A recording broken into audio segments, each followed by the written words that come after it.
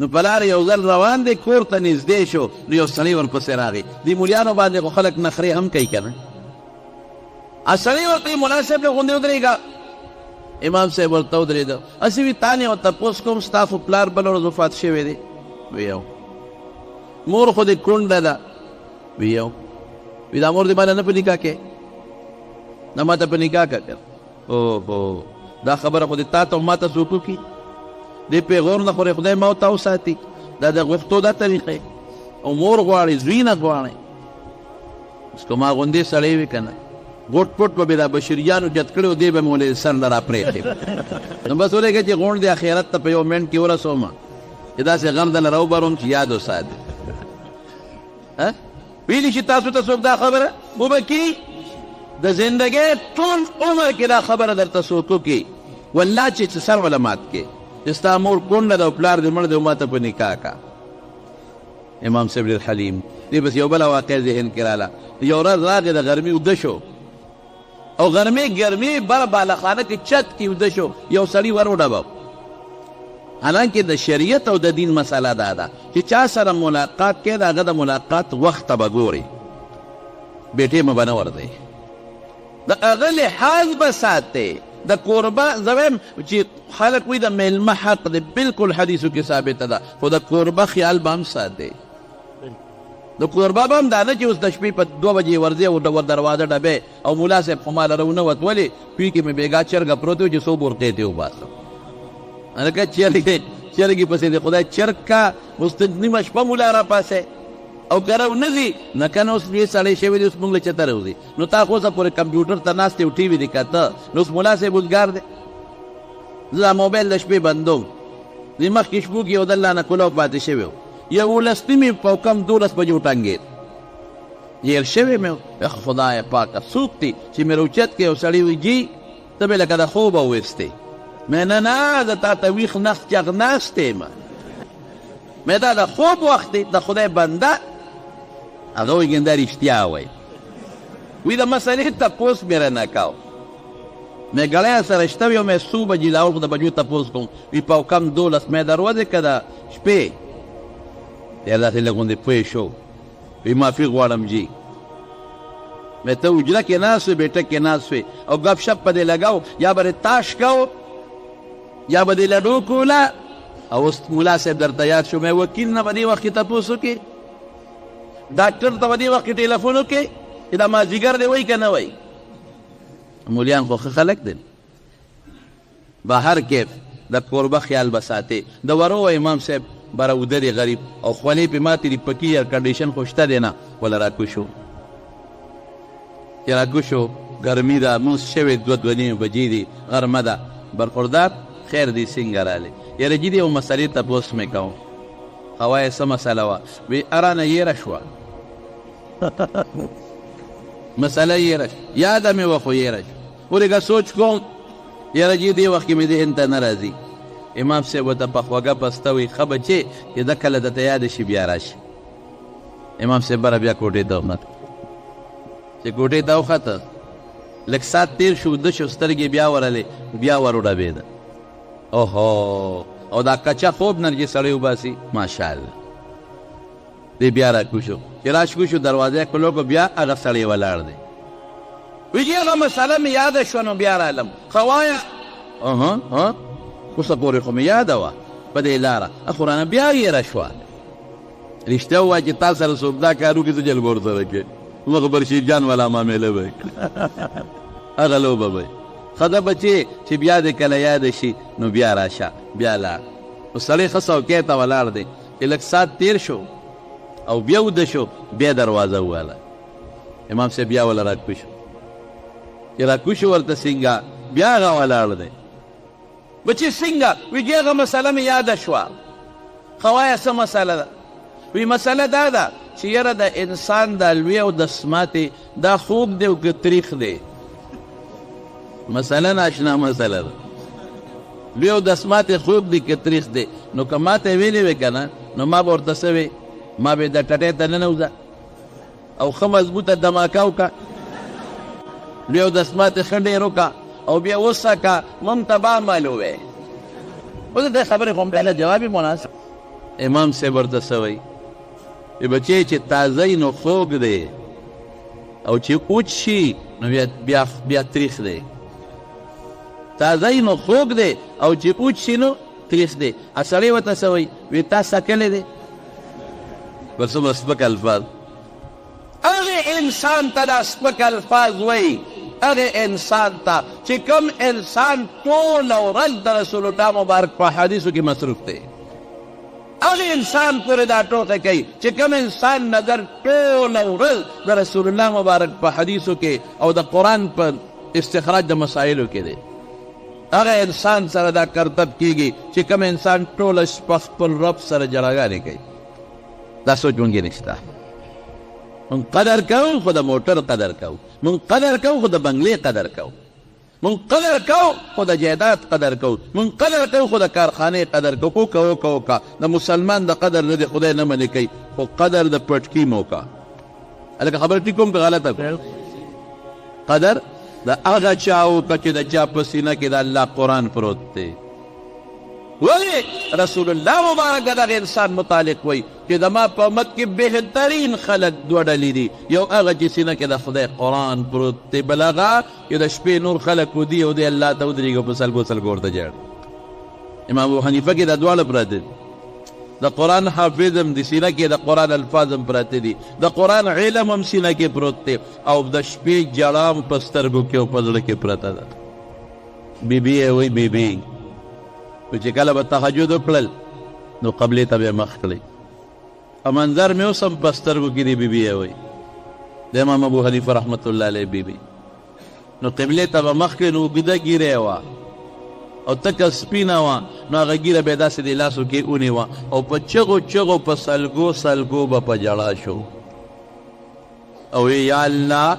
ابو حنیفه تش لاس تاله در روان دی. خدایا ابو حنیفه سره ګورې اسم نشته. الله یو شی دی چې ډکي د ګیرې سپین دی، د ابو حنیفه د دې سپینو ټکو لحاظ به ساتي. د جړا کې به بانګ وویلی شو. داسې سړي سره دا نخرې کېږي. دا ټوکېدنه هم علماو پسې شروع دي، دا ټوکېدنه هم ګیرې پسې شروع دي. ما ته مخکې پرون نه بله ورځ یو هلک ټلیفون وکړ، پرون نه بله ورځ وی چې تا نه مې یو وظیفه غوښتې وه خو هغې وظیفې کار ونه کړ. ډاکټر نه که لاړ شي او نسخه ترې ولیکي او کار ونه کړي نو بیا ورته دا نه و چې هغه پیس واپس راکړه. هغه خپل وس وکړي نو دارو په تا برابر نه شو نو موږ څه وکړو او وظیفې کار ونه کړ. نو ما ورته وخندل مې ولې هغه ټیلیفون هغه پیسې 2 روپۍ واپس غواړې سر؟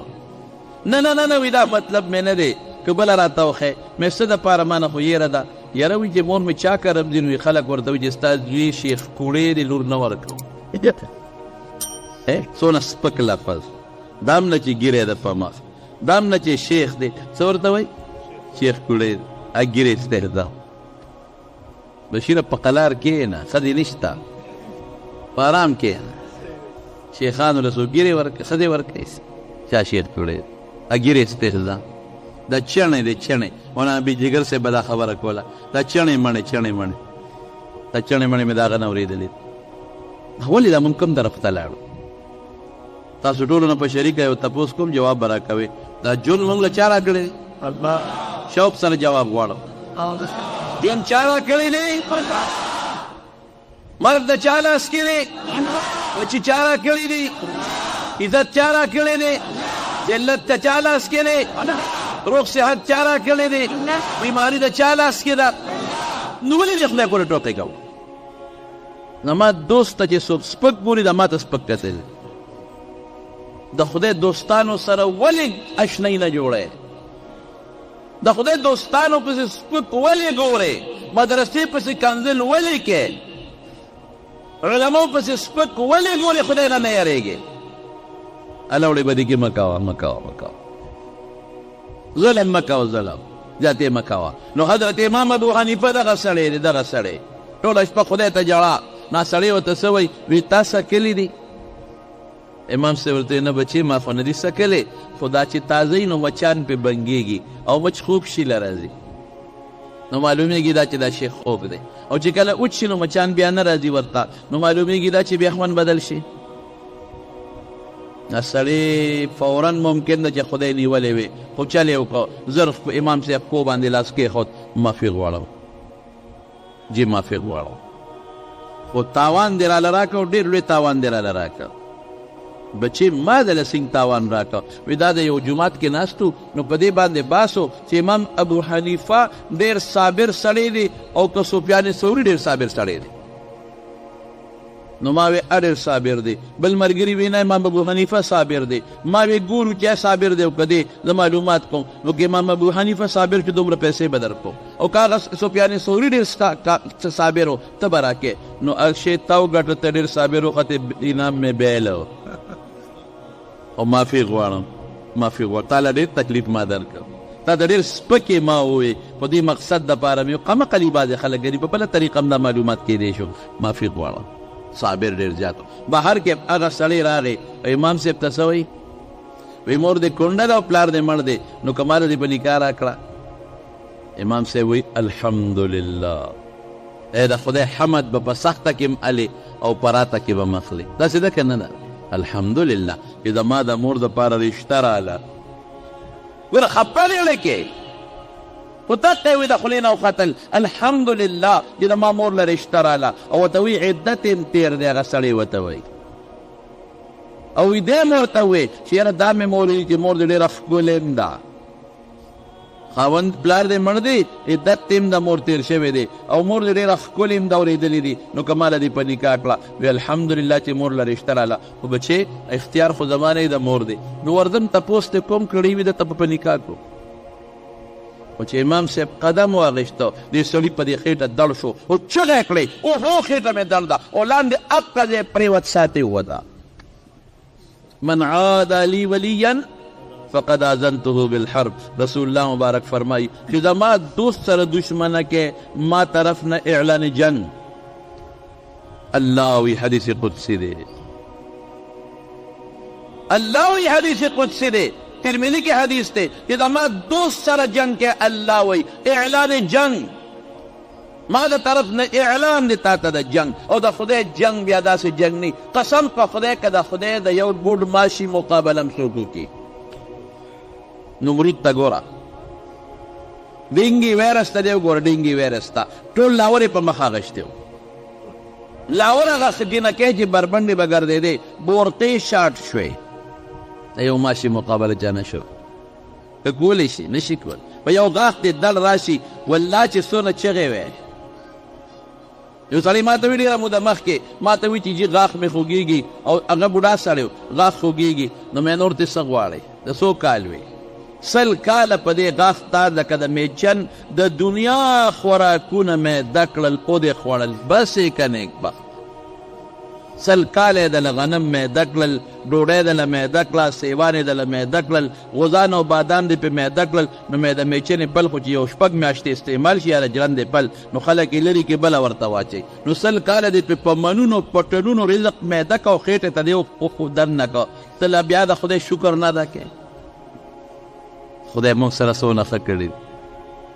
څومره الله موږ سره احسان کړی یو کتاب مې کته نو هغې کې لیکلي و چې یو هلک و د هغه پیدایشي دا د سترګو باڼه نو سترګو را باڼه لري دی پیدایشي نو ډاکټر لرل چې سترګې مې سوځي ډاکټر سترګې ورته صفا کړي دارو ولیکل بیا لاړ څه موده پس ډاکټر صاحب سترګې مې سوځي وی بچي دا دوړه ده په دې فضا کې دوړه د خاوره ده په دا فضا کې نو ته سترګې وینځه نو هغې غریب به سترګې وینځلې بیا ډاکټر لره ډاکټر صاحب سترګې مې سوځېږي واقعي په دې فضا کې دا دوړی که ته د شوکیس نه صفا پلیټه به راوړې که نه او لاس ته پکې لږ راښکه دا لاس له لږ دوړه راځي راځي که نه یا په دې مخ باندې ته لږ لاس راکاږې نو ته خو ډیران کې نه ګرځې په سړک ګرځې خو خامخا دې مخ باندې دوړه ګرد راځي نو دغه دوړه دې سترګې ته پرېوځي سترګه وینځه نو هغې غریب بس چې سوځېده زر به یې وینځله سوځېده بله ورته وي ډاکټر صاحب اوبه پې بدې لګي سترګې وسوځېدلې ډاکټر ورته وي زه ورسره څه وکړمه وایي دا سترګو د دې بڼو داسې مثال دی زه به مثال درکړم لکه دا موټر د شیشه باندې ویپر نی ویپر خو مو لیدلی دی که د موټر په دې شیشې چې کله باراني او شیشه خړه شي نو هغه ویپر روان شي نو هغه دغه ته لر کوي هغه اوبه هم ته لر کوي هغه دوړه خاوره هم ته لر کوي دا باڼه هغه کار کوي تا دې سترګې له چې کومه دوړه راځي نو دا ویفر قدرتي طور اټومیټیکلی دا لقیږي را لقیږي هغه دوړه خاوره سترګې ته نه پرېږدي. نو ویفر دې نشته نو کاکاجي مونږ د سره څوک الله یو د سترګو باڼه د سترګو څونه حفاظت کوي. یو زما دوست ډاکټر د غوږونو ډاکټر دی هغه عجیبه خوشطبعه دی. نو ما ورته ویل چې ډاکټر صاحب زما د غوږونو کې خیرې کېږي وی دا قدرتي دی غوږونو کې خدای یو قسم تیل او غوړوالی پیدا کړی دی د څه دپاره وی دا پرده دننه ډېره زیاته نازکه ده نو هغه خیرې ته دې تی لار کې ګیر کړي چې دننه پردې ته ونه رسېږي قدرتي دا ډېر ټوکي دی. یو بابا راغی ما ته وی چې خبرې نه اورمه ما ورته وی چې سترګو چې مې وکته ستا پرده شلېدلې د غوږ پرده بدله بدلو بله پرده درته لګو پروفیسر دی وی ما ته وی چې په 100 پیسې وی په 1.5 لک روپۍ 1.5 لک روپۍ به راکړې تاله بله پرده لګوم. وی نه نه نه اجت مې نشته هسې مرمه اجت مې نشته هسې مرم. وی ما ورته چې بابا مرګ نه پس دی ورته اجت دی مرګ نه پس مې څه اجت دی اما چې هغه نکیر منکر د نه په قبر کې تپوس کې ته ناورې څه چل به کوې هلته به باندې کوتک کښېني او ښه به دې وډبئ او وایي ما رب کو ته به غوږ ته ګوتې کښېږي او وایي ما دې لکه دین دې څه دی او ته به ها نو ها سره به دې برابر کړي بابا دې وخت کې د پردې ضرورت دی کورن به مالته جوړي ښه هر سړی به هلته اورېدل کوي. بهر کې خبره مې دې پورې کوله چې مونږ له خدای اندامونه سترګې روزې دا خدای را کړي دي د الله قسم په خدای په مونږ ډېر لوی احسانات دي ډېر احسانات. نو د خدای په خپل ولي خفه کېږي. یو سړی فقیر غوندې سړی په لاره روانو یو جنټلمین غوندې پتلون والا هغه سره ښځه روانه ده او باران دې چقلې دي په دې لاره کې باران باران دې ولاندې چقلې دي. نو دا غریب خو په منډه روان دی چې لیدلې سپی دې شړپ شړوپ یې خېږي دې ناګانه کې شړپ یې کړي چې ته بټن باندې خپه کېښوده او هغه ساس کې ټول د هغه جنټلمین په هغه محترم یې ورغله محترم یې ټولې جامې څښاس شوې جنټلمین چې ښځې ته وکتل چې خدای خو واده لرو او دا خو ټولې جامې څښاس شوې او ښځو خو په جامو ځان له نخریب کړي د واده دې ورځې ده او ځان له مسله د جدا ځان نه باب دی. خدای دا سوچو جنټلمین لاس اوچت کړو چې شوق شو دا فقیر په دا مخ و خدای دې بیخ او بس د پورته ګوره توپونه دې جوړ کړي دماغه محترمه دې ټوله ولاړله دا بېخوده دا ته په دونچاقو ګرځئ فقیر یې ښه مضبوط غریب وواو ښځې چې وکتل ښځه هم خفه وه خو چې دې ته وکتل چې خاوند خو زما دپاره څپېړه وویسته نو هم خوشحاله شوه نمبر یې جوړې شي دی غالي دا فقیر غریب روان دی څپېړه خو یې خوړه هلته بارانو یو الوی الوا پخ کړې وه تالې وختي ولګو او الوی وی خدای چې لومبې څوک راغی نو یو جامې به خیراتي ورکو الوا به م ورکو یو پلیټ سهار وختي بعد یې کوي دا خیرات دا غریب پې ورغی چې ورغی الوی ته یې لکه دلته راشه چې ورغی نیغه د خو مخ مګل ته څپېړه یې خوړلې ده وی ها پلیټ یې ورته د الوا ډک او جام پې م وله ورکړل الوی م واله او پې مسکل نو چې اخوا شو نو په خلط خلط په خندا شو چې په خلط خلط په خندا شو ځان سره او سره که خاندې ولې نو وی خدای عجیبه خدای دی ده عجیبه معاملې دي دي عجیبه کرتبونه دي دي یو خوا څپېړې راکې بل خوا الوا راکې یو خوا څپېړې راکې بل خوا الوا او جام پې راکې خدای ناشنا نخرې دي دي ها ناشنا لوبې دي دي ال دغه سړي ښځه د مټه ونیوه چې بیخ دې وده چې دا جامې دې بدلې کې ټولې خټې چې کور ته لاړل څنګه او کور ښځه خو کور جامو بدلولو باندې شوه او سړی په پوړو به راخته چې څو قدم یې واخېستل بره وکړه چې شلاق شو را پرېوته چې را پرېوت دقه سټ یې ولګېد او مات شو مړ شو هغه ښځ خاوند مړ شو خلکو را منډې کړې وایي داسې په لوی غم وړې د مغه فقیر جوړ خیرې کړې دي د خاوند سنبالې په خپل ځای خو یو فقیر لا ورشه دا راولې معافي ترې وغواړو هسې اوس په موږ څه چلو نه شي په بچي به څه چلو نه شي په غم ونړو هلکو منډې کړې په کومه لاړ داسې لاړ دی غریب روان دی اوس الوا خو خوړلې ده اوس ډکي په غاښونو کې وایي او ځان سره خاندي خوشحاله دی الوا خو خوب شی دی که دا اکثر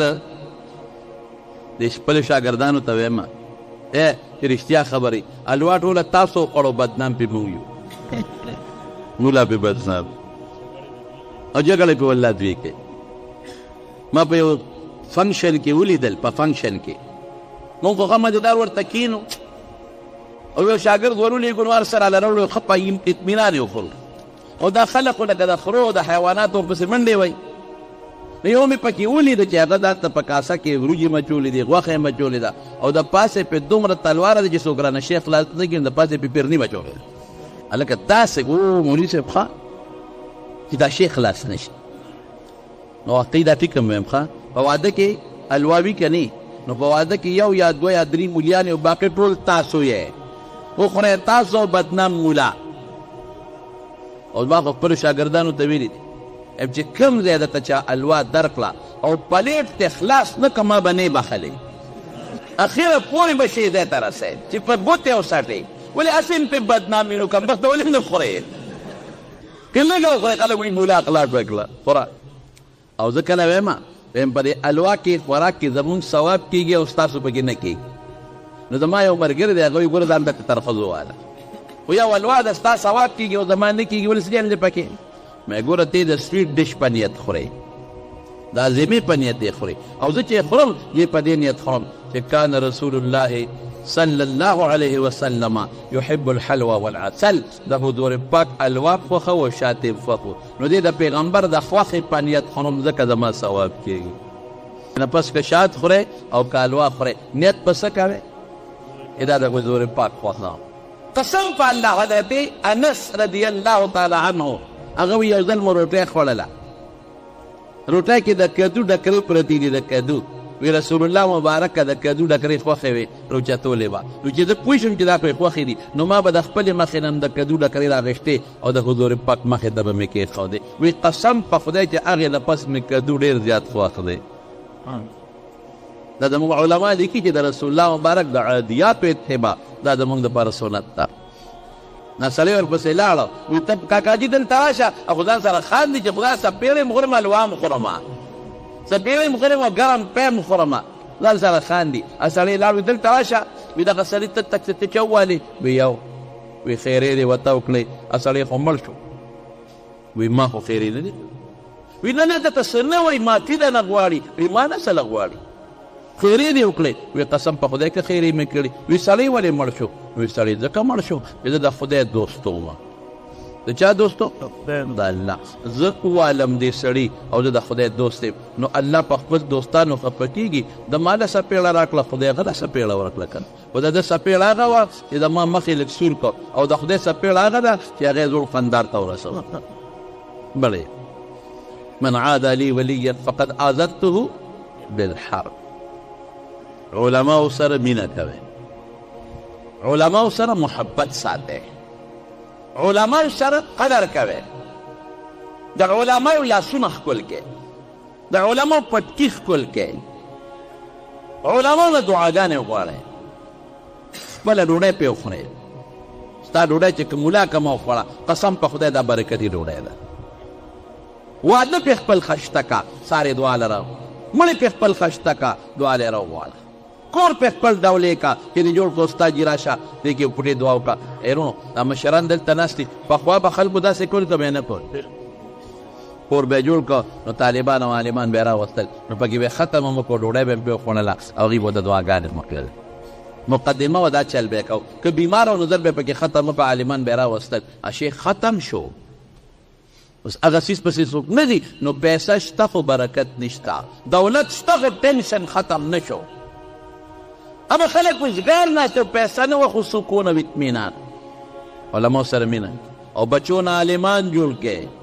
یو یو بچی مولا کې، یو یو بچی علم وکړئ په دې خپلو بچو،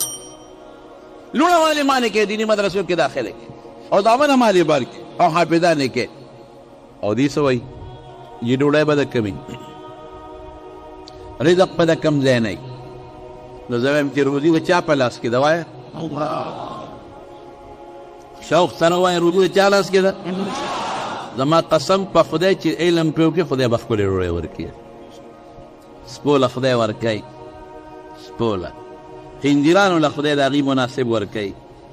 کافر له خدای ورکوي، تا له به خدای نه درکوي. او خدای ډېر غیرتي دی.